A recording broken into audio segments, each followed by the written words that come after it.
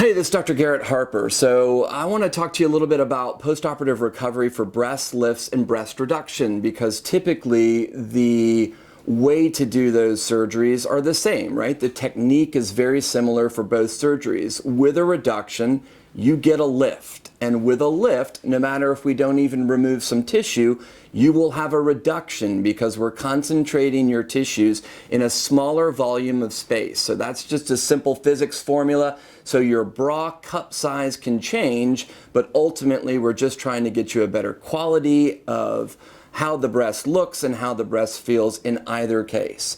So the incision pattern is typically the same. You'll wake up and you'll have tapes over your incisions. It's okay for those tapes to have a little bit of oozing on them, so don't freak out. That's perfectly normal. And it's okay to have some bruising and swelling in your breasts. Of course, we're looking for asymmetric bruising or swelling, one breast getting larger than the other. If there's any problems, if you see that, it's important for you to contact us immediately.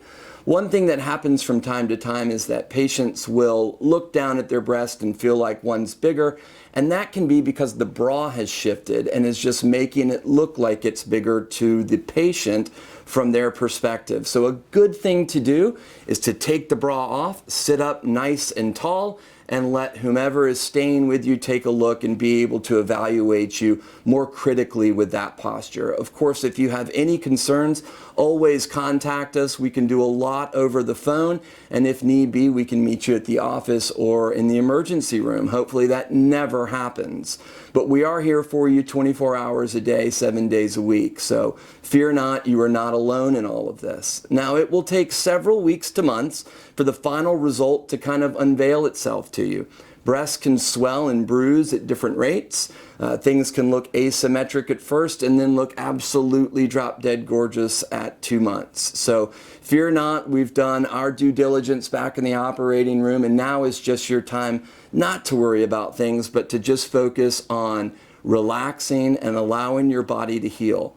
Part of that is that you don't do anything that's strenuous for the first 2 weeks. With breast lifts or breast reductions, we don't do anything to the muscle typically. So post-operatively, you'll have less restrictions than you would with surgeries where we do have to do something to your muscle.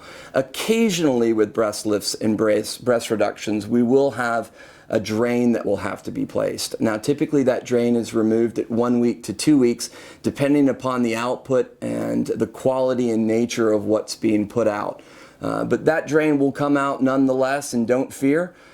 We just want to make sure that for the first 2 weeks, you're not doing anything that gets your blood pressure or your heart rate up too much, and that can cause increased bruising and bleeding. So for the first 2 weeks, you really chill out, and then we'll let you kind of ease back into an exercise program at around the 2 week mark. That 2 week mark is also when you'll start taping and using scar gel over your incisions.